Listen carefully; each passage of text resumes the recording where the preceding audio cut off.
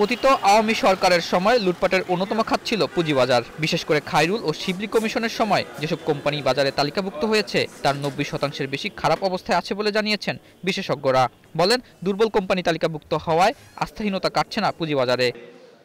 পুঁজিবাজারে তালিকাভুক্তিতে নতুন আইন বাস্তবায়নের কার্যক্রম হাতে নিয়েছে নিয়ন্ত্রক সংস্থা বিএসইসি। বুধবার কোম্পানি তালিকাভুক্তির নতুন আইন নিয়ে নিজেদের মতামত ও প্রস্তাবনা তুলে ধরে আলোচকরা বলেন, আইনের বাধ্যবাধকতায় শেয়ার বাজারে ভালো কোম্পানি আসতে আগ্রহী হচ্ছে না। প্রত্যেকটা ইআই শেয়ারটা যেটা পাবেন সেটা একটা কাট অফ প্রাইসে পাবেন। সো কাট অফ প্রাইসে যদি সবাই পায় তাহলে মানে ইন্ডিকেটিভ প্রাইসটা আপনি কেন একটা জাস্টিফাইড প্রাইস একটা এন্টারপ্রেনার সেটা আমি কেন দেব? কারণ ইআইদেরও কিন্তু অ্যাকাউন্টেবিলিটি আছে। তারা চেষ্টা করবে যে কিভাবে একটা ইন্ডিকেটিভ প্রাইস কম দেওয়া এবং পরবর্তীতে যাতে তারা ডিসকাউন্টে এটা আলটিমেটলি শেয়ারটা পায়।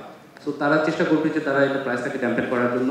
আলোচনায় বাজার সংশ্লিষ্টরা বলেন, ভালো কোম্পানি অন্তর্ভুক্ত করা সহ ভালো আইপিও এনে শেয়ার বাজারে গতিশীলতা বাড়ানোর বিকল্প নেই। তবে আগামীতে দুর্বল কোম্পানি তালিকাভুক্তির সুযোগ বন্ধ হচ্ছে বলে আশ্বস্ত করেন তারা। Regulation proposed is extremely complex.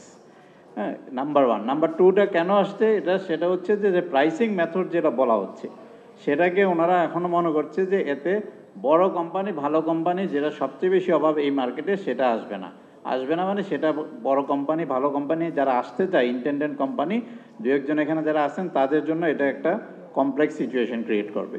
আইপিওর ক্ষেত্রে সামনে যাতে বড় ধরনের যে জালিয়াতি না হতে পারে, আপনারা দেখবেন যে বাইরে বিশেষ করে ইন্ডিয়াতে যেটা আমরা দেখি যে কোনো আইপিওর আগে অ্যানালিস্টরা মিডিয়াতে আসে, social media, main stream media, এবং তারা ডিবেট করে ভ্যালুয়েশন ঠিক আছে কিনা, পিআর এর সাথে করে এবিটা মার্জিন কীরকম অবস্থায় আছে, অপারেটিং মার্জিন কী অবস্থায় আছে, লস হইলেও এখন লসে থাকতে পারে, এটা কত বছরের মধ্যে লাভ হয়ে যাবে।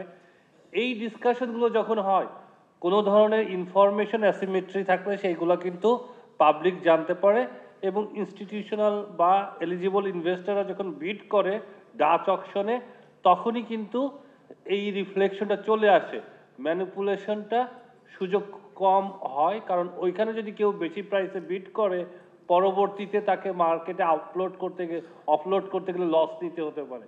সো কেউ লস নিতে চায় না।